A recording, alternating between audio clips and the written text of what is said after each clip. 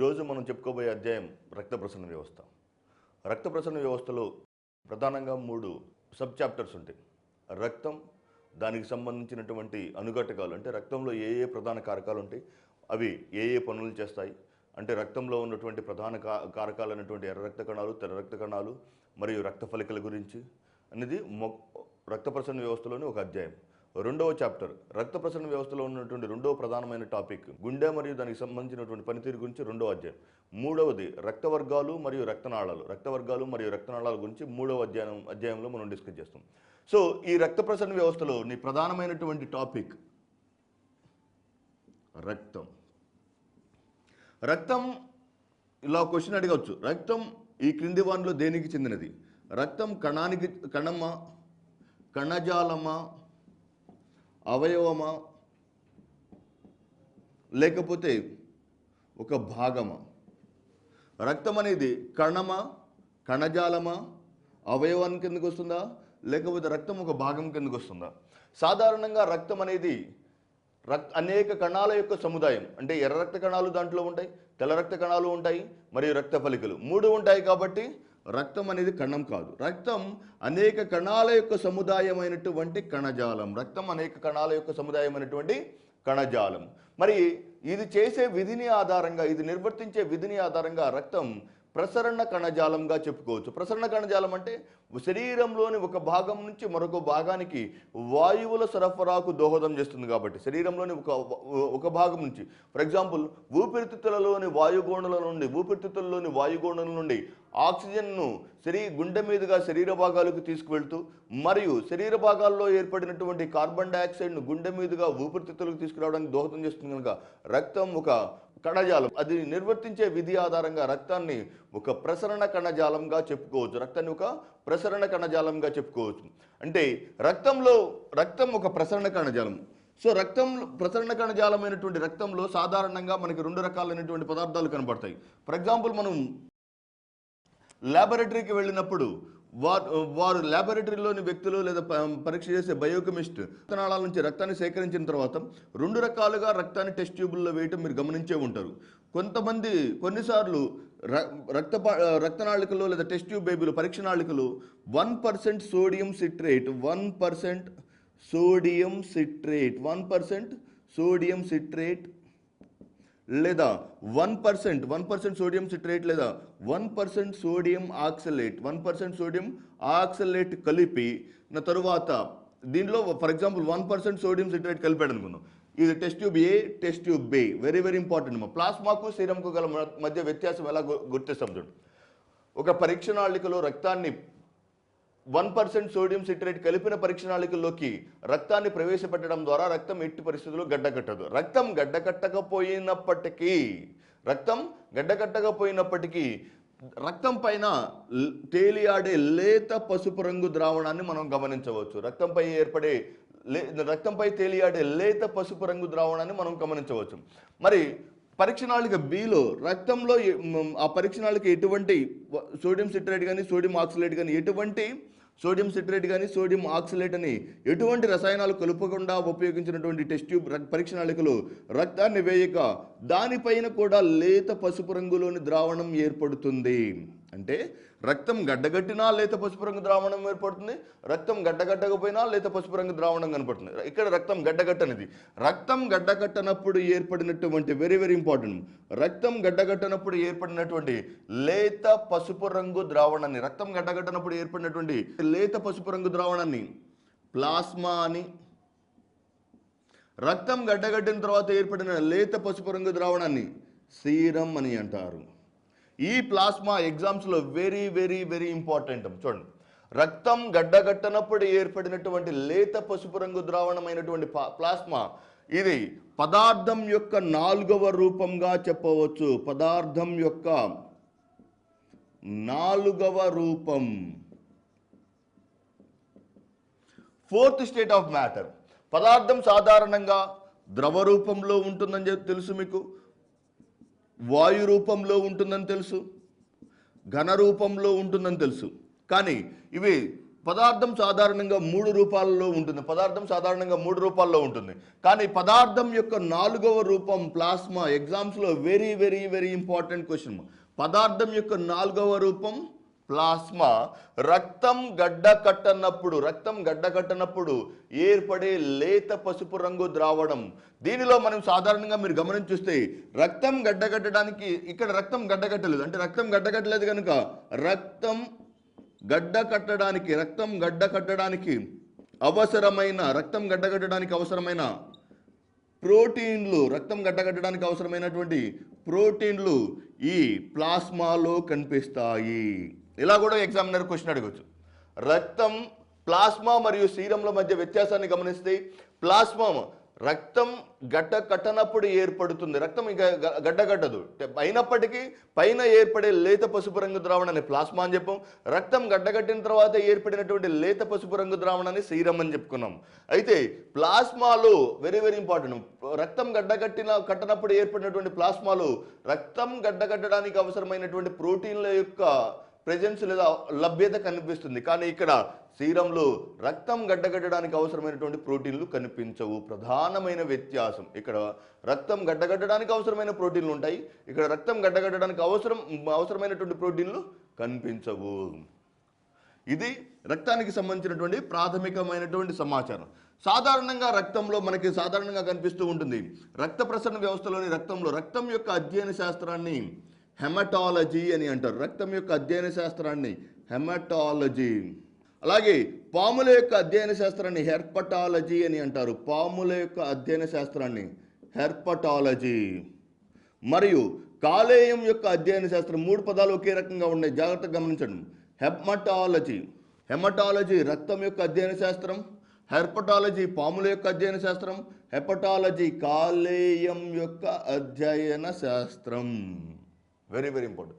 రక్తం యొక్క అధ్యయన శాస్త్రం హెమటాలజీ, పాముల యొక్క అధ్యయన శాస్త్రం హెర్పటాలజీ మరియు కాలేయం యొక్క అధ్యయన శాస్త్రం హెపటాలజీ. కాలేయం యొక్క అధ్యయన శాస్త్రం హెపటాలజీ. ఈ కాలేయం యొక్క అధ్యయన శాస్త్రమైనటువంటి హెమటాలజీ, కాలేయం యొక్క అధ్యయన శాస్త్రమైనటువంటి హెమటాలజీ సాధారణంగా రక్తంలో మనకి సాధారణంగా 3 రకాలైనటువంటి పదార్థాలు కనిపిస్తాయి. 1 ఆర్బీసీ, 2 డబ్ల్యూబీసీ, 3 రక్త ఫలికలు. ఆర్బీసీ ఎర్ర రక్త కణాలు. కానీ మనం ఇంతకు ముందు చెప్పుకున్నాం ఎర్ర రక్త కణాలు. కానీ ఆర్బీసీలోని సి అనగా సెల్స్ అని కాదని ఇంతకు ముందే చెప్పుకున్నాం. ఆర్బీసీ అనగా రెడ్ బ్లడ్ కార్పస్కల్, అంటే కేంద్రకం లేనటువంటి కణాలను ఎర్ర రక్త కణాలు లేదా రెడ్ బ్లడ్ కార్పస్కల్ అంటారు. ప్రధానంగా ఆర్బీసీ గురించి చూస్తే ఆర్బీసీ ఎక్కడ జన్మిస్తుంది, లేకపోతే ఎర్ర రక్త కణాల యొక్క జీవిత చరిత్ర. ఎర్ర రక్త కణాల యొక్క జీవిత చరిత్ర. ఎర్ర రక్త కణాల యొక్క జీవిత చరిత్ర వెరీ వెరీ ఇంపార్టెంట్ క్వశ్చన్. సాధారణంగా ఎర్ర రక్త కణాలు వెరీ వెరీ ఇంపార్టెంట్. సాధారణంగా ఎర్ర రక్త కణాలు మానవ శరీరంలోని ఎముక మధ్యలో ఉత్పత్తి అవుతాయి. సాధారణంగా ఎర్ర రక్త కణాలు ఎముక మధ్యలో లేదా బోన్ మ్యారోలో ఉత్పత్తి అవుతాయి. బోన్ మ్యారో, ఎముక మధ్యలో ఉత్పత్తి అయినటువంటి బోన్ మ్యారో లేదా ఎముక మధ్యలో ఉత్పత్తి అయినటువంటి ఎర్ర రక్త కణాలు ఎక్కడ ఉత్పత్తి అవుతాయి? ప్రౌఢ మానవునిలో ఉత్పత్తి అవుతాయి. అభివృద్ధి చెందిన మానవుడు లేదా ప్రౌఢ మానవునిలో ఎర్ర రక్త కణాల యొక్క ఉత్పత్తి జరుగుతుంది. కానీ అప్పుడే ఏర్పడినటువంటి పిండం అప్పుడే ఏర్పడింది అనుకుందాం. ఫర్ ఎగ్జాంపుల్, అప్పుడే ఏర్పడినటువంటి పిండంలోని ఎర్ర రక్త కణాలు సొన సంచి నుండి ఉత్పత్తి అవుతాయి లేదా yolk sac. Very very important organ for the evolutionary significance.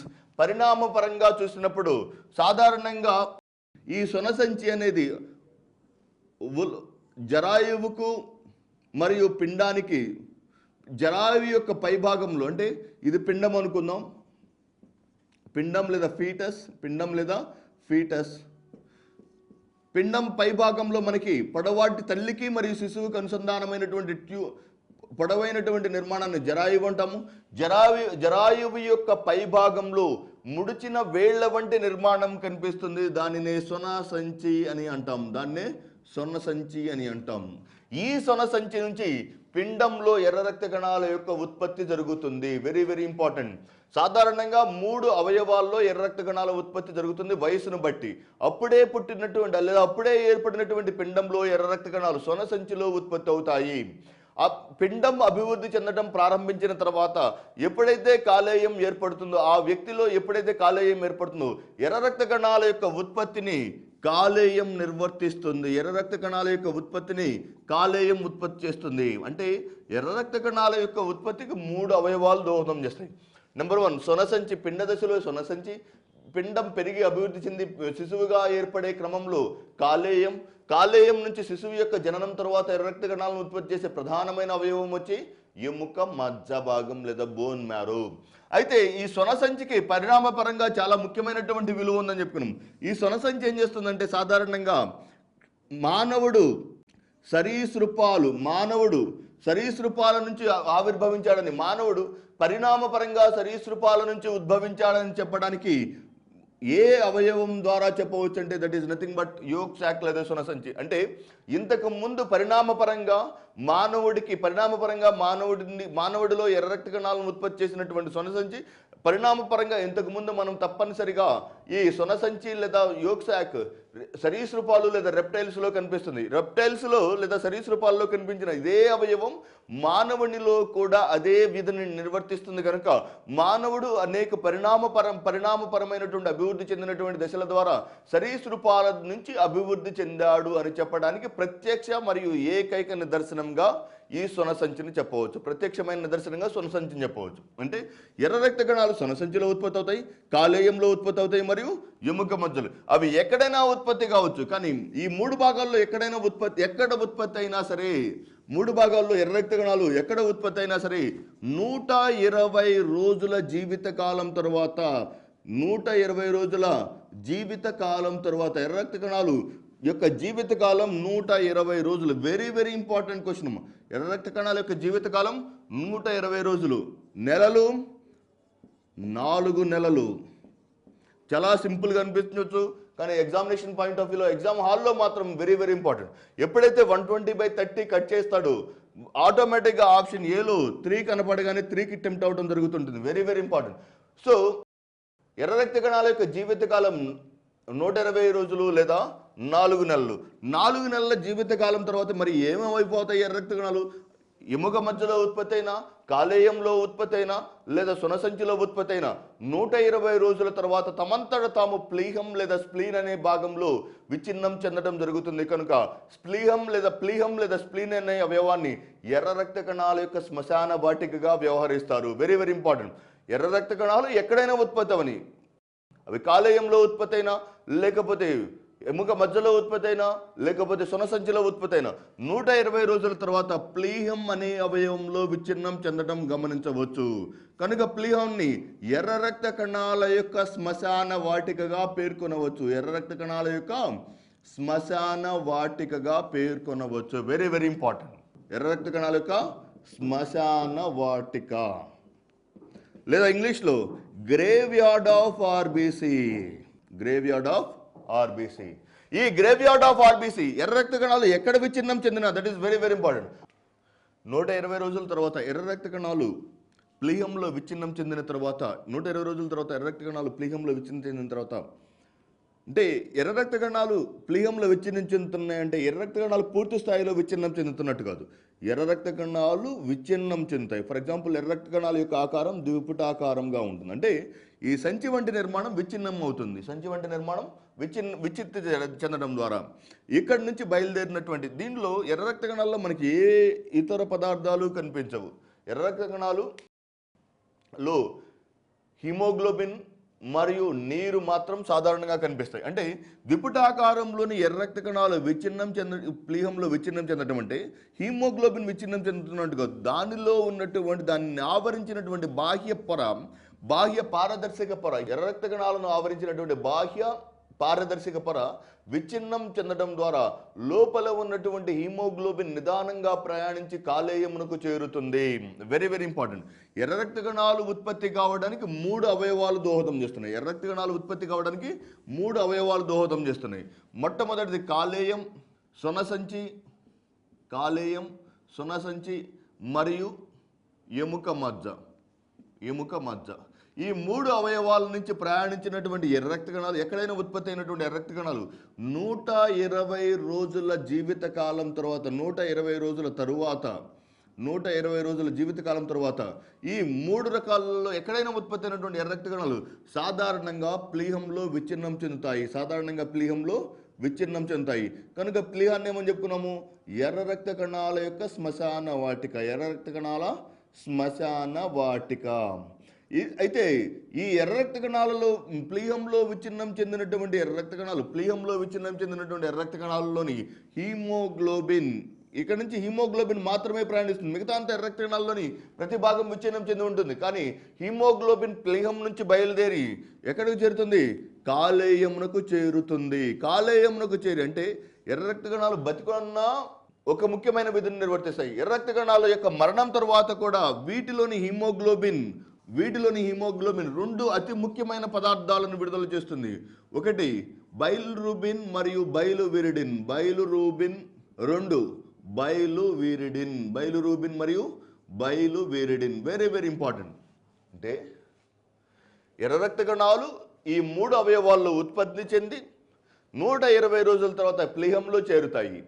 ప్లీహంలో విచ్ఛిన్నం చెందిన తర్వాత ఇక్కడి నుంచి ప్లీహం నుంచి హీమోగ్లోబిన్ ప్రయాణించి కాలేయంలోకి చేరుతుంది. కాలేయం నుంచి ప్రయాణించినటువంటి కాలేయంలోని హీమోగ్లోబిన్ బైలురుబిన్ మరియు బైలువిరిడిన్ అనే వర్ణకాలను ఉత్పత్తి చేస్తుంది. మరి ఈ 2 వర్ణకాలు లేదా ఈ 2 పదార్థాల యొక్క ప్రధానమైన విధి, బైలురుబిన్ మరియు బైలువిరిడిన్ అనే వర్ణకాల యొక్క ప్రధాన విధి శరీరంలోని క్రొవ్వులను చిలకరించడానికి దోహదం చేస్తుంది.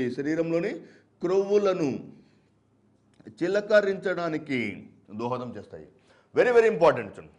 ఎర్ర రక్త కణాలలో నుంచి ఏర్పడినటువంటి హీమోగ్లోబిన్ కాలేయమునకు చేరి బైలురుబిన్ మరియు బైలువిరిడిన్ అని ఏర్పడతాయి. ఈ కాలేయంలో ఏర్పడినటువంటి వర్ణకాలు బైలురుబిన్ మరియు బైలువిరిడిన్ అనే వర్ణకాలు మనం భుజించినటువంటి క్రొవ్వులను చిలకరించడానికి దోహదం చేస్తాయి. అంటే ఈ విధానాన్ని ఎమల్సిఫికేషన్ ఆఫ్ ఫ్యాట్స్ అని అంటారు. లేదా ఎమల్సీకరణం అని అంటారు. Very very important. క్రొవ్వులను ఎమల్సీకరణం చేయడానికి దోహదం చేసే పదార్థాలు బైలురుబిన్ మరియు బైలువిరిడిన్. క్రొవ్వులను ఎమల్సీకరణం లేదా చిలకరించడానికి దోహదం చేసే అవయవం వచ్చేసరికి కాలేయం. పదార్థాలేమో బైలురుబిన్ మరియు బైలువిరిడిన్. మనం భుజించినటువంటి క్రొవ్వులను జలకరించడానికి లేదా జీర్ణం చేయడానికి దోహదం చేసే పదార్థాలు బైలురుబిన్ మరియు బైలువిరిడిన్. దోహదం చేసే అవయవం వచ్చేసరికి కాలేయం. ఇలా జీర్ణమైనటువంటి ఇలా ఏర్పడినట్టు ఇది ఎర్ర రక్త కణాల యొక్క జీవిత చరిత్ర అని చెప్పవచ్చు. ఎర్ర రక్త కణాలు ఎలా ఉత్పత్తి అవుతాయి, ఎక్కడ పెరుగుతాయి, అయితే ఇలా ఉత్పత్తి అయ్యి విచ్ఛిన్నం చెందినటువంటి ఎర్ర రక్త కణాలు సాధారణంగా ఎర్ర రక్త కణాలు మానవ శరీరంలో ప్రతిరోజు 10 × 10⁻12 సంఖ్యలో ఉత్పత్తి అవుతాయి. ఎముక మధ్యలో ప్రతిరోజు 10 × 10⁻12 సంఖ్యలో ఎర్ర రక్త కణాలు ఉత్పత్తి అవుతాయి. మరి అదే సంఖ్యలో ఎర్ర రక్త కణాలు అదే సంఖ్యను కొనసాగించడానికి ఒకే సంఖ్యలో ఎర్ర రక్త కణాల యొక్క సంఖ్యను కొనసాగించడానికి 10⁻12 సంఖ్యలో ఎర్ర రక్త కణాలు ప్లీహంలో విచ్ఛిన్నం చెందడం జరగవచ్చు. అంటే ఎంతమైతే ఉత్పత్తి అవుతాయో ఈ రోజున ఒక వ్యక్తిలో 10 × 10⁻12 సంఖ్యలో ఎర్ర రక్త కణాలు ఉత్పత్తి అవుతాయి. అదే సంఖ్యలో ఎర్ర రక్త కణాల యొక్క సంఖ్య ప్లీహంలో మరణించడం జరుగుతుంది. అంటే ఒకే సంఖ్యను శరీరంలో కొనసాగించడం జరుగుతూ ఉంటుంది. సాధారణంగా మీరు పురుషులు మరియు స్త్రీల మధ్య వ్యత్యాసాన్ని చూస్తే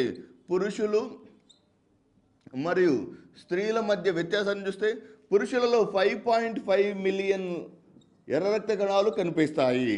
స్త్రీలలో 4.5 మిలియన్ ఎర్ర రక్త కణాలు ఒక చదరపుకు లేదా ఒక క్యూబిక్ మిల్లీమీటర్కు పురుషులలో గల ఎర్ర రక్త కణాల సంఖ్య 5.5 మిలియన్, స్త్రీలలో గల ఎర్ర రక్త కణాల సంఖ్య 4.5 మిలియన్స్. 4.5 అంటే సాధారణంగా పురుషుల్లో కన్నా ఎర్ర రక్త కణాల యొక్క సంఖ్య స్త్రీలలో తక్కువగా ఉంటుంది. స్త్రీలలో ఎర్ర రక్త కణాల యొక్క సంఖ్య ఉంటుంది. మరి ఇలా క్వశ్చన్ అడిగితే ఈ క్రింది వారిలో ఎవరిలో ఎర్ర రక్త కణాల యొక్క సంఖ్య అధికంగా ఉంటుంది అని అడిగాడు అనుకోండి. ఫర్ ఎగ్జాంపుల్ ఆప్షన్ ఏ పురుషుడు, ఆప్షన్ బి స్త్రీ, ఆప్షన్ సి చిన్నపిల్లలు, ఆప్షన్ డి పై అందరూ అన్నాడు అనుకోండి, లేదా పై వారెవరో కాదని. సాధారణంగా చిన్నపిల్లల యొక్క ఎర్ర రక్త కణాలు ఒక చదరపు మిల్లీమీటర్కు ఎర్ర రక్త కణాల యొక్క సంఖ్య 5.5 మిలియన్ల కన్నా ఎక్కువగా ఉంటుంది. అంటే ఒక నిర్దిష్టమైన ప్రాంతంలో ఉన్నటువంటి ఎర్ర రక్త కణాలను గమనించి చూస్తే స్త్రీల కన్నా పురుషులకు ఎక్కువగా ఉంటాయి. స్త్రీ మరియు పురుషుల కన్నా ఎవరిలో ఎక్కువగా కనిపిస్తాయి? చిన్నపిల్లల్లో. మీరు గమనించి చూస్తే చిన్నపిల్లల్లో అన్నీ ఎక్కువగానే ఉంటాయి. చిన్నపిల్లల్లోని జీవక్రియా రేటు పెద్దవారితో పోల్చి చూసినప్పుడు చిన్నపిల్లల్లోని జీవక్రియా రేటు అధికంగా ఉంటుంది. నెంబర్ 2, చిన్నపిల్లల్లో ఎర్ర రక్త కణాల యొక్క సంఖ్య అధికంగా ఉంటుంది. చిన్నపిల్లల్లో గుండె దడ రేటు ఎక్కువగా ఉంటుంది. హార్ట్ బీట్, గుండె కొట్టుకునే సమయం పెద్దవారిలో ఎక్కువగా ఉంటుందా చిన్నపిల్లల్లో ఎక్కువగా ఉంటుందంటే చిన్నపిల్లల్లో గుండె కొట్టుకునే రేటు. నెక్స్ట్, చిన్నపిల్లల్లో ఈ ప్రోటీన్ల యొక్క వినియోగం లేదా ప్రోటీన్ల యొక్క వినియోగం పెద్దవారితో పోల్చితే ఎక్కువగానే ఉంటుంది. అంటే సాధారణంగా క్వశ్చన్ అడిగినప్పుడు ఆ క్వశ్చన్ని జాగ్రత్తగా ఆలోచించాలి. చిన్నపిల్లలు మరియు పెద్దవారు అన్నప్పుడు కంపల్సరీగా కొన్ని జీవక్రియా రేటు చిన్నపిల్లల్లోని ఉష్ణోగ్రత క్రమత యొక్క నియంత్రణకు, చిన్నపిల్లల్లో సాధారణంగా ఎర్ర రక్త కణాల యొక్క సంఖ్య మరియు వాళ్ళ యొక్క హృదయ స్పందన రేటు మామూలుగా అయితే 72 సార్లు నిమిషానికి 72 సార్లు కొట్టుకునే హృదయ స్పందన రేటు చిన్నపిల్లల్లో ఇంకా ఎక్కువ సమయంలో ఎక్కువ సంఖ్యలో ఉంటుంది. ఒక పెద్దవాడిలో అవసరమైనటువంటి ప్రోటీన్ల కన్నా చిన్నపిల్లల్లో అవసరమైనటువంటి ప్రోటీన్ల సంఖ్య కూడా ఎక్కువగానే ఉంటుంది. సో ఇవి ఎక్కడైనా ఉత్పత్తి అయ్యవచ్చు. ఫర్ ఎగ్జాంపుల్ మనం చెప్పుకున్నట్టు 3 భాగాల్లో ఎక్కడైనా ఉత్పత్తి అయినా ఎర్ర రక్త కణాల యొక్క ఉత్పత్తి మరియు విస్తారాన్ని ఎరిథ్రోక్లేషియా అని అంటారు. ఎర్ర రక్త కణాల యొక్క ఉత్పత్తి మరియు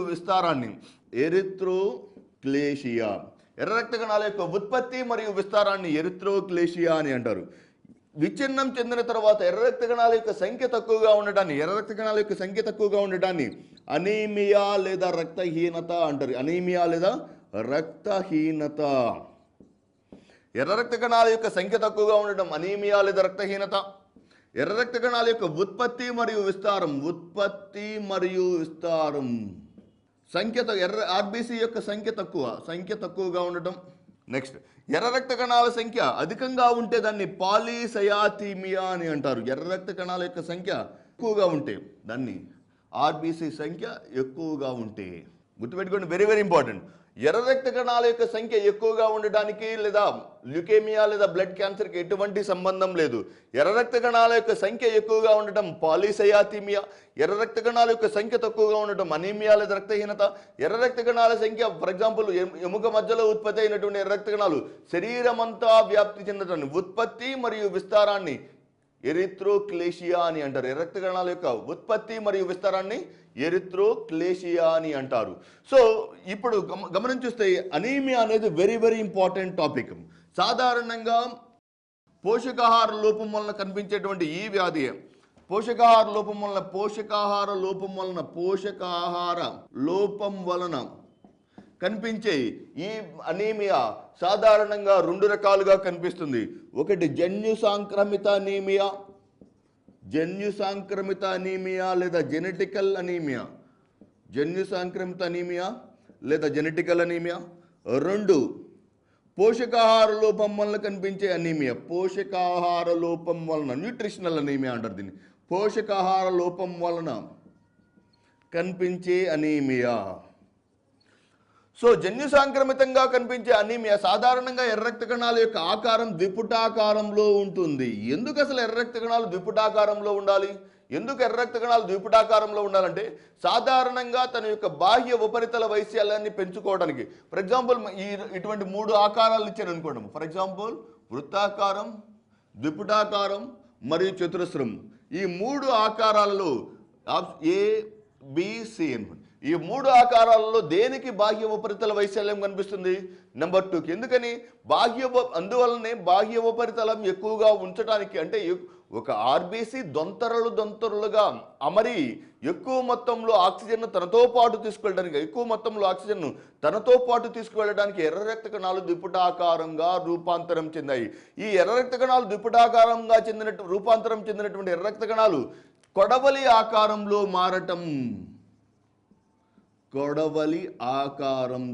మారటంనే సికిల్ సెల్ అనీమియా అని అంటారు. Very very important. ఎర్ర రక్త కణాలు కొడవలి ఆకారంలోకి మారే అనీమియాను సికిల్ సెల్ అనీమియా అంటారు. ఓకే, ఎర్ర రక్త కణాలు ద్విపుటాకారం నుండి కొడవలి ఆకారంలోకి మారే అనీమియా అంటే ఇది పోషకాహార లోపం వల్ల కనిపించే అనీమియా కాదు. ఇది జన్యు సాంక్రమిత తల్లి మరియు తండ్రుల నుంచి చిన్నపిల్లలకు సంక్రమించే అనీమియానే జన్యు సాంక్రమిత అనీమియా లేదా సికిల్ సెల్ అనీమియా అంటారు. దీనిలో మీరు గమనించాల్సిన అవసరం ఏంటంటే, దీనిలో ఎర్ర రక్త కణాలు ద్విపుటాకారం నుంచి కొడవలి ఆకారంలోకి మారుతాయి. అయితే ఇక్కడ ఎర్ర రక్త కణాలు ద్విపుటాకారం నుంచి కొడవలి ఆకారంలోకి మారినటువంటి ఈ అనీమియాలో సాధారణంగా కనిపించని వ్యాధి సికిల్ సెల్ అనీమియా వ్యాధిగ్రస్తులకు కనిపించని వ్యాధి nothing but malaria. Very very important question. Sickle cell anaemia వ్యాధిగ్రస్తులకు ఇది ఆక్సిజన్నే తీసుకువెళ్ళలేక చాలా ఆపసోపాలు పడుతున్నప్పుడు ఇది మలేరియా వ్యాధి కారకమైనటువంటి ప్లాస్మోడియం వైవాక్స్ని తనతో పాటు తీసుకువెళ్ళలేదు. అనీమియా వ్యాధిగ్రస్తుల్లో మనకి సాధారణంగా కనిపించేటువంటి ప్రధానమైన లక్షణం హైపాక్సియా అంటే తక్కువ ఆక్సిజన్ లభ్యత. ఏ వ్యాధిగ్రస్తులలో అయితే ఆక్సిజన్ యొక్క లభ్యత తక్కువగా ఉంటుంది. ఎందువల్ల ఆక్సిజన్ లభ్యత తక్కువగా ఉంటుంది? ఎక్కడైతే ఎర్ర రక్త కణాల యొక్క సంఖ్య తక్కువగా ఉంటుందో, ఎందువలన ఎర్ర రక్త కణాల యొక్క సంఖ్య లేదా ఆకారం, ఎర్ర రక్త కణాల యొక్క సంఖ్య తక్కువగా ఉండటం లేదా ఎర్ర రక్త కణాల యొక్క ఆకారం మారడాన్ని అనీమియా అన్నాం.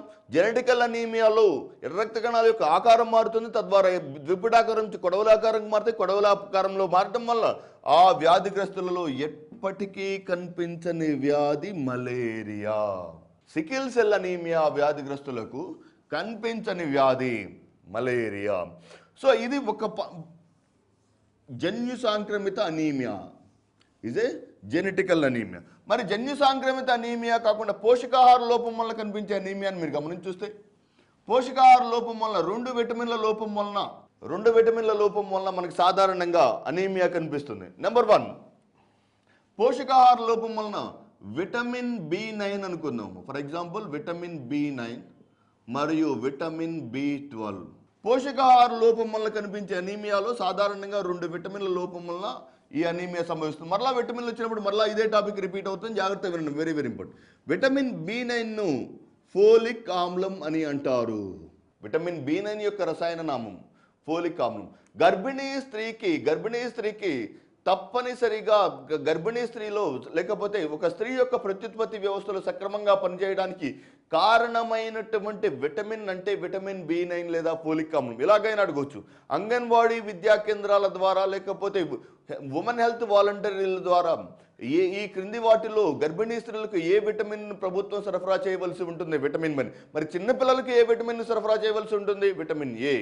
చిన్నపిల్లలకు అత్యావశ్యకమైనటువంటి విటమిన్ A. స్త్రీలకు గర్భిణీ స్త్రీలకు అత్యవసరమైనటువంటి విటమిన్ B9 లేదా ఫోలిక్ ఆమ్లం. ఇది ఏం చేస్తుందంటే పిండ దశలో ఎర్ర రక్త కణాల యొక్క ఉత్పత్తికి దోహదం చేసే కారకం విటమిన్. అవయవం అన్నప్పుడు మనకి సాధారణంగా మీరు గమనించి చూస్తే పిండ దశలో ఎర్ర రక్త కణాల ఏర్పాటుకు దోహదం చేసే అవయవం అన్నప్పుడు మనం సొనసంచి లేదా యోక్సాక్ చెప్పుకున్నాం. కానీ పిండ దశలో ఎర్ర రక్త కణాల యొక్క ఉత్పత్తికి దోహదం చేసే విటమిన్ ఫోలిక్ ఆమ్లం పిండ దశలో ఆర్బీసీ ఉత్పత్తికి దోహదం చేసే vitamin.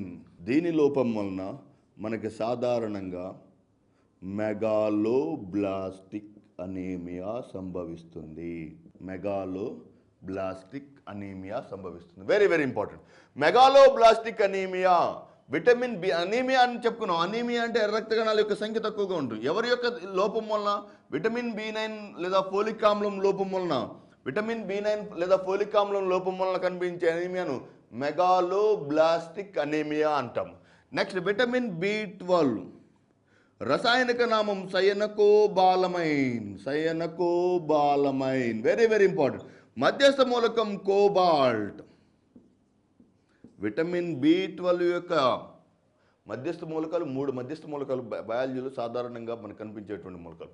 For example vitamin B12 రసాయన నామం సైనకోబాలమైన్, మధ్యస్థ మూలకం కోబాల్ట్. హీమోగ్లోబిన్ మధ్యస్థ మూలకం ఐరన్ లేదా ఇనుము. హరిత రేణువు లేదా క్లోరోఫిల్, హరిత రేణువు మధ్యస్థ మూలకం మెగ్నీషియం. హరిత రేణువులోని మధ్యస్థ మూలకం మెగ్నీషియం, హీమోగ్లోబిన్లోని మధ్యస్థ మూలకం ఐరన్, విటమిన్ B12 లేదా సైనకోబాలమైన్లోని మధ్యస్థ మూలకం కోబాల్ట్. ఈ విటమిన్ B12 లేదా సైనకోబాలమైన్లోని మధ్యస్థ మూలకమైనటువంటి కోబాల్ట్, విటమిన్ B12 కోబాల్ట్ను మధ్యస్థ మూలకంగా కలిగినటువంటి విటమిన్ B12 సాధారణంగా పెద్దవారిలో ఎర్ర రక్త కణాల ఉత్పత్తికి దోహదం చేస్తాయి. పెద్దవారిలో ఎర్ర రక్త కణాల యొక్క ఉత్పత్తి దోహదం చేస్తాయి కనుక దీని లోపం వల్ల కనిపించే అనీమియాను తీవ్రమైన అనీమియా లేదా పెర్నీషియస్ అనీమియా అని అంటారు. చూడండి, విటమిన్ B9 లోపం వలన పిండ దశలో ఎర్ర రక్త కణాల యొక్క ఉత్పత్తి తగ్గిపోతుంది కనుక దాని లోపం వల్ల కనిపించే అనీమియాను మెగాలోబ్లాస్టిక్ అనీమియాని. విటమిన్ B12 లేదా సైనకోబాలమైన మధ్యస్థ మూలకం కోబాల్ట్గా కలిగినటువంటి విటమిన్, దీని లోపం వలన పెద్దవారిలో ఎర్ర రక్త కణాల యొక్క ఉత్పత్తి తగ్గిపోతుంది కనుక దాన్ని పెర్నీషియస్ అనీమియా అని అంటారు. సో ఈ విటమిన్ ఎర్ర రక్త కణాల యొక్క సంఖ్య ఎక్కువగా ఉంటే దాన్ని పాలీసయాథీమియా అని, ఎర్ర రక్త కణాల యొక్క సంఖ్య అధికంగా ఉంటే పాలీసయాథీమియా అని, ఎర్ర రక్త కణాల యొక్క సంఖ్య తక్కువగా ఉంటే అనీమియా అని, ఎర్ర రక్త కణాల యొక్క సంఖ్య ఉత్పత్తి మరియు విస్తారాన్ని ఎరిథ్రోక్లేషియా అన్నాం. ఫర్ ఎగ్జాంపుల్ ఎత్తైన ప్రాంతాలలో నివసించే ప్రజలలో ఎత్తైన ప్రాంతాల్లో నివసించే ప్రజలలో ఎర్ర రక్త కణాల యొక్క సంఖ్య తక్కువగా ఉంటుందా ఎక్కువగా ఉంటుందా? This is very very important question. చూడండి, ఫర్ ఎగ్జాంపుల్ భూమి నుండి పైకి వెళ్ళే కొలది, ఇది భూమి అనుకుందాం, భూమి నుండి పైకి వెళ్ళే కొలది ఆక్సిజన్ యొక్క సాంద్రత, భూమి నుంచి పైకి వెళ్ళే కొలది ఆక్సిజన్ యొక్క గాఢత తక్కువగా ఉంటుంది. నెక్స్ట్ జీ వాల్యూ లేదా గురుత్వాకర్షణ శక్తి, జీ లేదా గురుత్వాకర్షణ శక్తి కూడా తక్కువగా ఉంటుంది. నెక్స్ట్ టెంపరేచర్, ఉష్ణోగ్రత కూడా తక్కువగానే ఉంటుంది. ఎక్సెప్ట్ ప్రెషర్ లేదా పీడనం తప్ప మిగిలిన అన్ని కారకాలు భూమి నుండి పైకి వెళ్ళే కొలది తగ్గుతాయి. పైకి వెళ్ళే కొలది, ఫర్ ఎగ్జాంపుల్ మీరు కొండ ప్రాంతాలకు వెళ్తున్నారు అనుకోండి, మీకు వాతావరణంలోని ఆక్సిజన్ యొక్క లభ్యత తక్కువగా ఉంటుంది. కొండ ప్రాంతాలలో ఉష్ణోగ్రత తక్కువగా ఉంటుంది. కొండ ప్రాంతాలలో గురుత్వాకర్షణ శక్తి తక్కువగా ఉంటుంది. కనుక ఎత్తైన ప్రాంతాలలో నివసించే ప్రజలకు అవసరమైనటువంటి ఆక్సిజన్ లభ్యత తక్కువగా ఉంటుంది. కనుక ఎత్తైన ప్రాంతాలలో నివసించే ప్రజలలోని ఎర్ర రక్త కణాల యొక్క సంఖ్య తక్కువగా ఉంటుందా ఎక్కువగా ఉంటుందా మధ్యస్థంగా ఉంటుందా చెప్పలేము. This is very very important question. ఎత్తైన ప్రాంతాల్లో నివసించే ప్రజల్లోని ఆర్బీసీ లేదా ఎర్ర రక్త కణాల యొక్క గాఢత, ఎత్తైన ప్రాంతాల్లో నివసించే ప్రజల్లోని ఆర్బీసీ లేదా ఎర్ర రక్త కణాలు ఎక్కువగా ఉంటాయా తక్కువగా ఉంటాయి? తప్పనిసరిగా ఎక్కువగా ఉంటాయి. Very very important. ఎత్తైన ప్రాంతాల్లో నివసించే ప్రజల్లో ఆర్బీసీ లేదా ఎర్ర రక్త కణాలు ఎక్కువగా ఉంటాయి. ఎందువల్ల ఎక్కువగా ఉంటాయంటే ఆక్సిజన్ తక్కువగా ఉంటుంది కనుక తక్కువ ఆక్సిజన్ తీసుకోవడానికి ఆర్బీసీ అధిక మొత్తంలో ఉంటుంది. ఇలా అధిక మొత్తంలో ఉన్నటువంటి ఆక్సిజన్ ఎంత మొత్తంలో ఆర్బీసీ ఉంటుందంటే that is very very important. సాధారణంగా 4200 మీటర్ల కన్నా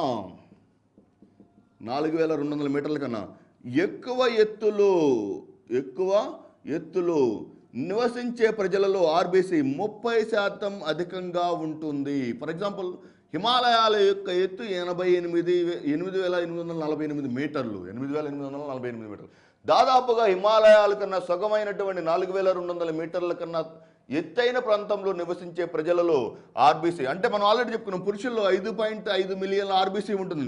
అంటే 5.5 ప్లస్ 30%, దీనిలోని 30% అధికంగా ఆర్బీసీ ఎత్తైన ప్రాంతాలలో నివసించే ప్రజల్లో ఆర్బీసీ అధికంగా కనిపిస్తుంది.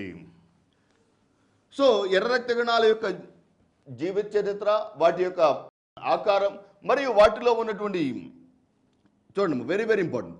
ఆర్బీసీ ఏ రంగులో ఉంటుంది? ఆర్బీసీ ఎర్రగా ఉంటుంది. ఎందువల్ల ఆర్బీసీ ఎర్రగా ఉంటుంది? దానిలో హీమోగ్లోబిన్ ఉండటం వలన. దీనిలో హీమోగ్లోబిన్లో ఎవరున్నారు? Fe2+ లేదా ఐరన్ ఉండటం వలన. ఎర్ర రక్త కణాలు ఎర్రగా ఉండడానికి కారణమైనటువంటి హీమోగ్లోబిన్ సాధారణంగా ఒక పార్ఫైరిన్ రింగ్ వలయాన్ని కలిగి మధ్యలో Fe2+ అనే మూలకాన్ని కలిగి ఒక హైడ్రోకార్బన్ చైన్ లేదా హైడ్రోకార్బన్ వలయాన్ని హైడ్రోకార్బన్ గొలుసు వంటి నిర్మాణాన్ని కలిగినటువంటి నిర్మాణమే హీమోగ్లోబిన్. ఈ హీమోగ్లోబిన్ ఆర్బీసీలో నిక్షిప్తం చేయబడుతుంది. ఇది ఆర్బీసీకి సంబంధించినటువంటి సమాచారం. ఇప్పటివరకు మనం ఆర్బీసీ రక్తంలో ఉన్నటువంటి ఎర్ర రక్త కణాల గురించి చర్చించాం. రక్తంలోని రెండవ అతి ముఖ్య కారకమైనటువంటి వైట్ బ్లడ్ సెల్స్ లేదా తెల్ల రక్త కణాలు. సాధారణంగా తెల్ల రక్త కణాలు మానవ శరీరం యొక్క రోగ నిరోధక శక్తిని లేదా మానవ శరీరానికి అవసరమైనటువంటి రక్షణ వ్యవస్థను అభివృద్ధి చేసేటువంటి అతి ముఖ్యమైన కారకాలు తెల్ల రక్త కణాలు. ఈ తెల్ల రక్త కణాలు సాధారణంగా శరీరంలోని వివిధ భాగాల్లో ఉత్పత్తి అవుతాయి. ఏ భాగాల్లో వీటిని ఉత్పత్తి చేస్తాయంటే గుండె ప్రాంతంలో లేదా ఛాతీ ప్రాంతంలో గుండె అంత పరిమాణంలో ఉన్నటువంటి థైమస్ గ్రంథి, గొంతు భాగంలో ఉన్నటువంటి టాన్సిల్స్, మానవ శరీరంలో ఉన్నటువంటి అవశేష అవయవమైనటువంటి ఉండూకం ప్రధానమైనటువంటి అవయవాల్లో ఉత్పత్తి అవుతుంది. ఎక్కడెక్కడ ఉత్పత్తి అవుతుంది? ప్రధానంగా తెల్ల రక్త కణాలు సాధారణంగా మానవ శరీరంలోని అతి ముఖ్యమైన గ్రంథి అయినటువంటి థైమస్ గ్రంథి లేదా థైమస్ గ్లాండ్ లేదా తాత్కాలికమైన గ్రంథి. నెంబర్ 2, మానవ శరీరంలోని టాన్సిల్స్, గొంతు భాగంలో కనిపించేటువంటి టాన్సిల్స్. నెంబర్ 3, మానవ శరీరంలో ఉన్నటువంటి ఉండూకం. వెరీ వెరీ ఇంపార్టెంట్ అవయవం ఏంటంటే ఎక్కడైతే ఎర్ర రక్త కణాలు విచ్ఛిన్నమవుతాయో ఆ భాగం నుంచి తెల్ల రక్త కణాలు ఉత్పత్తి అవుతాయి. ఎర్ర రక్త కణాలు ఏ భాగంలో విచ్ఛిన్నమవుతాయి? ఏ భాగాన్ని మనం ఎర్ర రక్త కణాల యొక్క శ్మశాన వాటికగా చెప్పుకున్నాము? ప్లీహం లేదా స్ప్లీన్. అంటే థైమస్ గ్రంథిలో టాన్సిల్స్ లేదా ఉండూకం లేదా ప్లీహం అనే భాగాల్లో ఉత్పత్తి అయినటువంటి ఎర్ర రక్త కణాలు ఎక్కడైనా సరే ఈ 4 భాగాల్లో ఉత్పత్తి అయినటువంటి ఈ ఎర్ర రక్త కణాలు శరీరంలో ఎక్కడైనా విచ్ఛిన్నం చెందవచ్చు. Very very important. 120 రోజుల తర్వాత ఎర్ర రక్త కణాలేమో మానవ శరీరంలోని ప్లీహంలో విచ్ఛిన్నం చెందితే 13 నుంచి 14 రోజుల మధ్య కాలంలో ఎర్ర రక్త కణాలు ఎక్కడైనా విచ్ఛిన్నం. దానికి కారణం ఏంటంటే ఈ తెల్ల రక్త కణాలు సాధారణంగా శరీరం యొక్క రక్షణ వ్యవస్థకు దోహదం చేసే కారకాలు కనుక ఎక్కడ వ్యాధి కారకం వస్తే అక్కడ ఆ వ్యాధి కారకాన్ని సంహరించడానికి దోహదం చేస్తాయి కనుక శరీరంలో ఎక్కడైనా మరణిస్తాయి. పాయింట్ అర్థమవుతుందమ్మా? తెల్ల రక్త కణాలు శరీరంలో ఈ ప్రధానమైన అవయవాల్లో ఉత్పత్తి అయ్యి కానీ ఈ శరీరంలో ఎక్కడైనా విచ్ఛిన్నం చెందేటువంటి అతి ముఖ్యమైనటువంటి శరీర రక్షణ వ్యవస్థను లేదా శరీరంలోని రోగ నిరోధక శక్తిని ప్రేరేపించే అతి ముఖ్యమైన కారకాలు ఈ తెల్ల రక్త కణాలు. వీటి యొక్క జీవితకాలం సాధారణంగా 13 నుంచి 15 రోజుల మధ్య కాలంలో ఉంటుంది. ఈ 13 నుంచి 15 రోజుల మధ్య కాలంలో ఉన్నటువంటి తెల్ల రక్త కణాలు 13 నుంచి 15 రోజుల మధ్య కాలంలో ఉన్నటువంటి తెల్ల రక్త కణాలు వీటిలో సాధారణంగా వాటిలో ఉన్నటువంటి వాటిలో గల ఫలికల యొక్క ఆధారంగా తెల్ల రక్త కణాలలో ఫలికలు ఉంటే వాటిని గ్రాన్యులోసైట్లని, ఫలికలు ఉంటే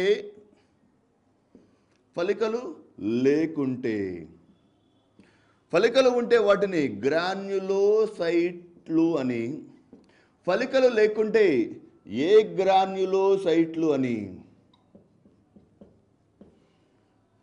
ఫలికలు ఉన్నందువలన ఫలికలు కలిగినటువంటి ఈ గ్రాన్యులోసైట్లు తిరిగి వీటిని 3 రకాలుగా వర్గీకరించవచ్చు. ఒకటి acidophils. Number 2 basophils. Number 3 neutrophils. Next, ఏ గ్రాన్యులోసైట్లను వాటిలో ఉన్నటువంటి కేంద్రకం యొక్క ఆకారం ఆధారంగా, వాటిలోని కేంద్రకం యొక్క ఆకారం ఆధారంగా వీటిని 2 రకాలుగా వర్గీకరించవచ్చు. ఒకటి మోనోసైట్లు, నెంబర్ 2 లింఫోసైట్లు. మోనోసైట్లు మరియు లింఫోసైట్లు. Very very important. గ్రాన్యులోసైట్లు ఫలికలు, తెల్ల రక్త కణాలలో ఫలికలు లేదా గ్రాన్యుల్స్ కలిగిన వాటిని గ్రాన్యులోసైట్లని, గ్రాన్యుల్స్ కలిగిన దీన్ని దేని ఆధారంగా వర్గీకరించారనేది వెరీ వెరీ ఇంపార్టెంట్. అవి వర్ణకం చూపే రంజకం యొక్క ఆధారంగా, వర్ణకం ఆధారంగా వాటిని 3 రకాలుగా వర్గీకరించారు. Number 1 acidophils, number 2 basophils, number 3 neutrophils. సాధారణంగా ఏమనుకుంటారంటే ఎసిడోఫిల్స్ కాబట్టి ఇవి ఆమ్ల స్వభావాన్ని, బేసోఫిల్స్ కాబట్టి క్షార స్వభావాన్ని, న్యూట్రోఫిల్స్ కాబట్టి తటస్థ స్వభావం. కానీ వీటికి పేరు పెట్టేటప్పుడు వాటి యొక్క లక్షణం ఆధారంగా చెప్పలేదు.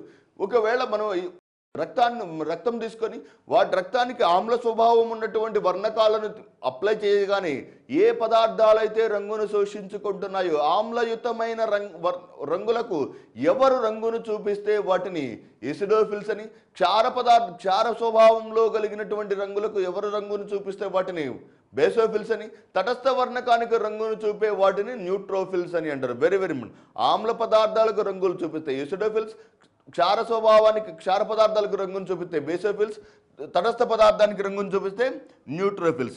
ఎసిడోఫిల్స్ అంటే ఫస్ట్ మీరు గుర్తుపెట్టుకోవాల్సింది ఏంటంటే ఇవి ఆమ్ల పదార్థాలు కాదు, ఇవి బేసిక్ సబ్స్టెన్సెస్ లేదా ఇవి న్యూట్రల్ సబ్స్టెన్సెస్ మాత్రం కాదు.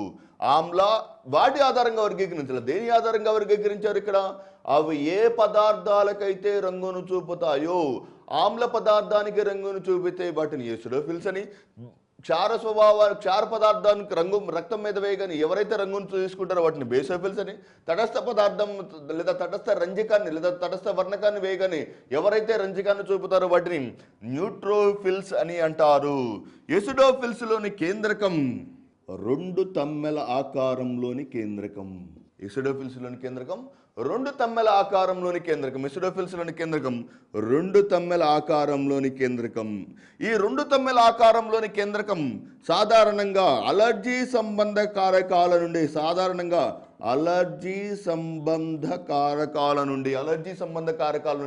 శరీరాన్ని కాపాడుతుంది. ఫర్ ఎగ్జాంపుల్ మీరు చూసారంటే సాధారణంగా కొంతమంది వ్యక్తులకు పుప్పొడి రేణువుల ద్వారా కూడా, కొంతమంది వ్యక్తులకు పుప్పొడి రేణువులను పీల్చడం ద్వారా, లేదా కొంతమంది వ్యక్తులకు చలికాలంలో చలి ద్వారా కొంతమంది అలర్జీ రావడం జరుగుతుంది. అంటే వివిధ కారకాల ద్వారా లేదా విభిన్నమైన కారకాల ద్వారా అలర్జీ సంబంధ కారకాలు మన శరీరంలోకి ప్రవేశించినప్పుడు ఆ అలర్జీ సంబంధ కారకాల నుండి మన శరీరాన్ని కాపాడే అతి ముఖ్యమైన కారకాలు ఎసిడోఫిల్స్. అంటే ఫర్ ఎగ్జాంపుల్ పుప్పొడి రేణువుల ద్వారా, ఫర్ ఎగ్జాంపుల్ మనం శీతాకాలంలో నడుచుకుంటూ వెళ్తుంటే పుప్పొడి రేణువులు మన శరీరం మీద సోకడం ద్వారా, పుప్పొడి రేణువులు మన శరీరంలో మీద సోకడం ద్వారా మనకి కలిగేటువంటి వ్యాధిని హే జ్వరం అని అంటారు. Very very important question. పుప్పొడి రేణువులు మానవ శరీరంలోకి ప్రవేశించడం ద్వారా ఈ అలర్జీ నుండి మానవ శరీరాన్ని కాపాడే ఎసిడోఫిల్స్ విఫలమవటం ద్వారా 2 కారణం. ఎసిడోఫిల్స్ వైఫల్యం చెంది పుప్పొడి రేణువులు మానవ శరీరంలోకి ప్రవేశించడం ద్వారా కనిపించే జ్వరం హే జ్వరం. Very very important question this one.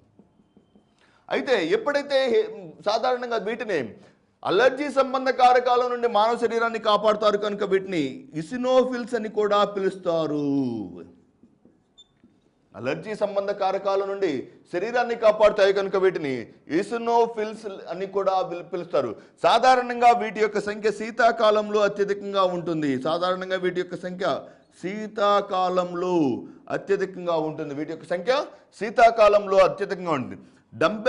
Dumbbell ఆకారం లేదా ఎలా ఉంటుంది దీనిలోని కేంద్రకం. ఎసిడోఫిల్స్లోని కేంద్రకం 2 తమ్మెల ఆకారం లేదా డంబెల్ ఆకారంలోని కేంద్రకం. శీతాకాలంలో ఎక్కువగా సాధారణంగా మీరు గమనించి చూస్తే ఇటీవల కాలంలో భారతదేశంలో అత్యధికంగా కనిపిస్తున్నటువంటి గడ్డి జాతి మొక్క అయినటువంటి కాంగ్రెస్ వీడ్ లేదా పార్థీనియం హిస్టెరోఫోరం గురించి చెప్పుకోవాలి. Very very important. Congress weed లేదా పార్థీనియం హిస్టిరోపోరం లేదా కాంగ్రెస్ వీడ్. ఈ కాంగ్రెస్ వీడ్ లేదా పార్థీనియం హిస్టిరోపోరం మానవ శరీరంలోకి చాలా భారతదేశంలో ఇటీవల కాలంలో రైతులను చాలా ఇబ్బందికి గురి చేస్తున్నటువంటి గడ్డి జాతి మొక్క. ఒకవేళ ఒక విత్తనం ఈ గడ్డి యొక్క విత్తనం ఒక్క గడ్డి మొక్క విత్తనం పడితే 2-3 సంవత్సరాలు ఆ చుట్టుపక్కల ప్రాంతాలన్నిటికీ తీవ్రంగా వ్యాపించేటువంటి గడ్డి మొక్క. దీన్ని వెరీ వెరీ ఇంపార్టెంట్. ఇది ప్రపంచవ్యాప్తంగా అత్యంత ప్రమాదకరమైనటువంటి ఈ గడ్డి మొక్క యొక్క పుప్పొడి రేణువులను మానవుడు లేదా రైతు పీల్చడం ద్వారా రైతుకు కలిగే లేదా రైతుకు సంక్రమించే జ్వరాన్ని హే జ్వరం అని చెప్పవచ్చు. రైతుకు కలిగే జ్వరాన్ని హే జ్వరం అని చెప్పవచ్చు. Very very important. 2 తమ్మెల ఆకారంలోని కేంద్రకం అలర్జీ సంబంధ కారకాల నుండి మానవ శరీరాన్ని కాపాడుతాయి. వీటికి గల మరొక పేరు ఈసినోఫిల్స్. వీటి సంఖ్య శీతాకాలంలో అత్యధికంగా ఉంటుంది.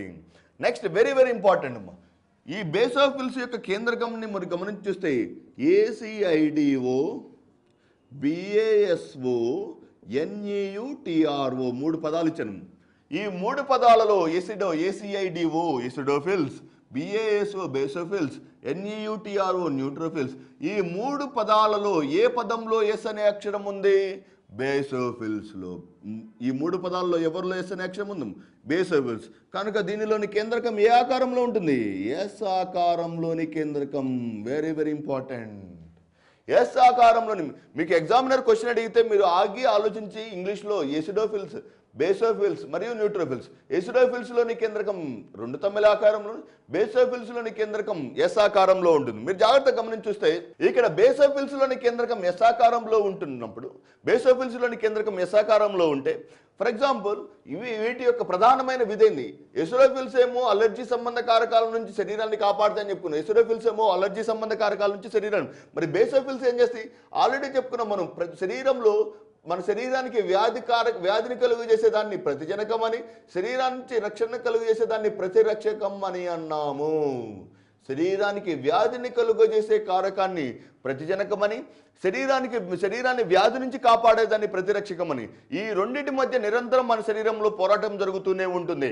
అయితే ఈ రెండింటి మధ్య జరిగినటువంటి పోరాటం వల్ల ఏర్పడినటువంటి వ్యర్థ పదార్థాలు, అంటే ప్రతిజనకం నాశనమైన, ప్రతిరక్షకం నాశనమైన, శరీరం నుంచి ఏదో ఒక వ్యర్థ పదార్థం శరీరం నుంచి బయటికి పంపించాలి. అంటే ఇది ఆ విధానాన్ని ఎన్గల్ఫింగ్ అని అంటారు. ఆ విధానాన్ని ఏమంటారు? ఎన్గల్ఫింగ్. ప్రతిజనక ప్రతిరక్షకాలలో ఎవరు విచ్ఛిన్నం చెందినా రెండవది మరణించిన దాన్ని తనంతలో జీర్ణం చేసుకోవడం, దాన్ని ఎన్గల్ఫింగ్. ఈ ఎన్గల్ఫింగ్ విధానంలో అర్థమవుతుంది. Very very important. ఈ ఎన్గల్ఫింగ్ విధానంని చేసే కారకం బేసోఫిల్స్. కనుక ఎన్గల్ఫింగ్ విధానంలో వ్యాధి కారకాన్ని కానీ లేకపోతే శరీరాన్ని వ్యాధి నుంచి కాపాడే కారకాన్ని కానీ నాశనం చేసే అతి ముఖ్యమైన కారకం బేసోఫిల్స్. అంటే గాయాలను మాన్పడానికి దోహదం చేస్తుంది. ఒక్క ముక్కలో చెప్పాలంటే ఏం చెప్పొచ్చు? గాయాలను మాన్పడానికి. ఎలా గాయాలను మాన్పడానికి దోహదం చేస్తుంది? గాయాలు ఎలా మాన్తాయి? చీము విడుదల చేస్తాయి. చీము అంటే ఏంది? Pus cells are nothing but the formation of the antigen and antibody destruction materials. ఈ ప్రతిజనకాలు మరియు ప్రతిరక్షకాల యొక్క పోరాటం వలన ఏర్పడినటువంటి నిర్జీవ కారకాలైనటువంటి చీము కణాలు మన శరీరం నుంచి బయటకు పంపడానికి దోహదం చేసే కారకాలు బేసోఫిల్స్. కనుక ఇవి మన శరీరంలో ఏర్పడే గాయాలను మాన్పడానికి దోహదం చేస్తాయి. ఇవి యసాకారంలో ఉంటాయి. లేకపోతే క్వశ్చన్ ఇండైరెక్ట్గా అడిగాడు అనుకోండి, అప్పుడు కూడా ఇలానే చెప్పాలి. అంటే నీకు ఇదే ఉండాలి, ప్రతిజనకాలు ప్రతిరక్షకాల ద్వారా ఏర్పడినటువంటి వ్యర్థ పదార్థాలను శరీరం నుంచి బయటకు పంపడానికి దోహదం చేసే అతి ముఖ్యమైన కారకాలు basophils. Very very important. Next ఎసిడోఫిల్స్లోని కేంద్రకం 2 తమ్మెల ఆకారం, బేసోఫిల్స్లోని కేంద్రకం ఎస్ ఆకారం, న్యూట్రోఫిల్స్లోని కేంద్రకం అనేక తమ్మెల ఆకారంలోని కేంద్రకం. Very very important. న్యూట్రోఫిల్స్లోని కేంద్రకం అనేక తమ్మెల ఆకారంలోని కేంద్రకం. ఏం పనిచేస్తుంది ఇది? దానికన్నా వెరీ ఇంపార్టెంట్ ఏంటంటే అన్ని తెల్ల రక్త కణాలు మొత్తం ప్రాథమికంగా ఎన్ని వచ్చినాయి? మొత్తం 5 వచ్చినాయి. ఎసిడోఫిల్స్, బేసోఫిల్స్, న్యూట్రోఫిల్స్, మోనోసైట్లు మరియు లింఫోసైట్లు. ఈ 5 తెల్ల రక్త కణాలలోకి అత్యధిక సంఖ్యలో ఉన్నటువంటి కారకాలు న్యూట్రోఫిల్స్. అన్ని తెల్ల రక్త కణాల్లోకి 5 తెల్ల రక్త కణాల్లోకి ఎక్కువ సంఖ్యలో ఉండే కారకాలు. ఎప్పుడైనా సరే మన శరీరంలోకి ఏదైనా వ్యాధి కారకం ప్రవేశిస్తే దాన్ని నాశనం చేసే ప్రధానమైనటువంటి కారకం న్యూట్రోఫిల్స్. కనుక దాన్ని మైక్రోస్కోపిక్ పోలీస్మెన్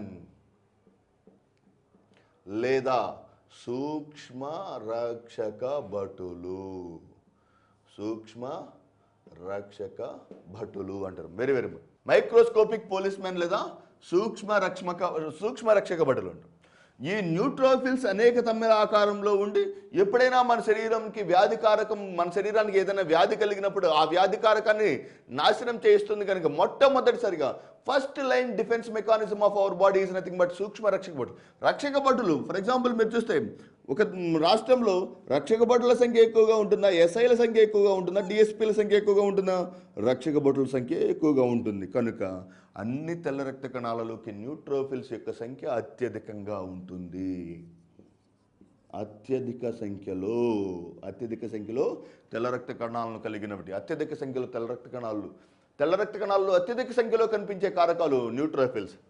2 తమ్మెల ఆకారంలోని కేంద్రకం ఎసిడోఫిల్స్, ఎస్ ఆకారంలోని కేంద్రకం బేసోఫిల్స్, అనేక తమ్మెల ఆకారంలోని కేంద్రకం న్యూట్రోఫిల్స్. విధుల వారిగా వద్దాం. ఇది అలర్జీ సంబంధ కారకాల నుంచి శరీరాన్ని కాపాడుతుంది. ఇది గాయాలను మాన్పడానికి దోహదం చేస్తుంది. ఇది శరీరాన్ని మొట్టమొదటిసారిగా కాపాడేటువంటి కారకం కనుక దీన్ని సూక్ష్మ రక్షక భటులు లేదా మైక్రోస్కోపిక్ పోలీస్ మెన్ అన్నాం. కనుక వీటి యొక్క సంఖ్య అన్ని తెల్ల రక్త కణాల్లోకి అత్యధికంగా కనిపిస్తుంది. నెక్స్ట్ మోనోసైట్లు. Very very important. మోనోసైట్లలోని కేంద్రకం చిక్కుడు గింజ ఆకారంలో ఉంటుంది. చిక్కుడు గింజ ఆకారంలో ఉంటుంది. Very very important. అంటే ఫర్ ఎగ్జాంపుల్ ఎలా ఉందనుకో, చిక్కుడు గింజ ఆకారం ఉంటుంది కనుక ఇది చిక్కుడు గింజ ఆకారం కలిగి ఉంటుంది కనుక దీనిలోని కేంద్రకం. ఈ చిక్కుడు గింజ ఆకారం ఉంటుంది కనుక దీనిలోని కణద్రవ్యం అత్యధికంగా ఉంటుంది. కణద్రవ్యం అత్యధికంగా ఉంటుంది. చిక్కుడు గింజ ఆకారాన్ని కలిగినందువలన మోనోసైట్లలోని కణద్రవ్యం అధికంగా ఉంటూ ఇది శరీరానికి క్యాన్సర్ సంబంధిత కారకాల నుండి లేదా శరీరానికి సంబంధించేటువంటి కార్సినోజెనిక్ పదార్థాల నుండి శరీరాన్ని కాపాడే అతి ముఖ్యమైన కారకం మోనోసైట్లు. శరీరాన్ని క్యాన్సర్ సంబంధిత కారకాల నుండి శరీరాన్ని కాపాడే అతి ముఖ్యమైన కారకం మోనోసైట్లు. నెక్స్ట్ లింఫోసైట్లలోని ప్రధానమైనటువంటి లక్షణం, లింఫోసైట్లలోని కేంద్రకం వృత్తాకారం. 5 ఆకారాలు వచ్చినాయి. 5 తెల్ల రక్త కణాలు. ఒక్కొక్క తెల్ల రక్త కణం తన యొక్క ఆకారాన్ని కలిగి ఉంటుంది. ఎసిడోఫిల్స్ 2 తమ్మెలు, బేసోఫిల్స్ ఎస్ ఆకారం, న్యూట్రోఫిల్స్ అనేక తమ్మెలు, మోనోసైట్లోని కేంద్రకం చిక్కుడు గింజ ఆకారం, లింఫోసైట్లలోని కేంద్రకం వృత్తాకారంలో ఉంటుంది. అంటే దీనిలో చిక్కుడు గింజ ఆకారం ఉంది కాబట్టి కణద్రవ్యం అత్యధికంగా ఉంది. ఇది వృత్తాకారంలో ఉంది కనుక దీనిలోని కణద్రవ్యం అత్యల్ప కణద్రవ్యం. లింఫోసైట్లోని కణద్రవ్యం చాలా తక్కువగా ఉంటుంది. ఇలా అత్యల్ప మొత్తంలో కణద్రవ్యాన్ని కలిగినటువంటి ఈ లింఫోసైట్ల యొక్క సంఖ్య తక్కువగా ఉండటం ఎయిడ్స్ వ్యాధిలోని ప్రధానమైన లక్షణం. ఎయిడ్స్ వ్యాధిగ్రస్తులలో ఈ క్రింది కారకాలలో ఏ కారకాల యొక్క సంఖ్య అత్యల్పంగా ఉంటుంది? ప్రధానంగా లింఫోసైట్లు. ఏ లింఫోసైట్స్? ప్రత్యేకించి T4 లింఫోసైట్ లేదా CD4 లింఫోసైట్లు. T4 లింఫోసైట్ల యొక్క సంఖ్య విపరీతంగా తగ్గటం. T4 లింఫోసైట్ల యొక్క సంఖ్య విపరీతంగా తగ్గటం ఎయిడ్స్ వ్యాధిలోని ప్రధానమైనటువంటి లక్షణం. ఇది తెల్ల రక్త కణాలకు సంబంధించినటువంటి ప్రాథమికమైన సమాచారం. వీటిలో మీరు గుర్తుపెట్టుకోవాల్సింది ఆకారాలు, విధులు. జీవితకాలం 13 నుంచి 15.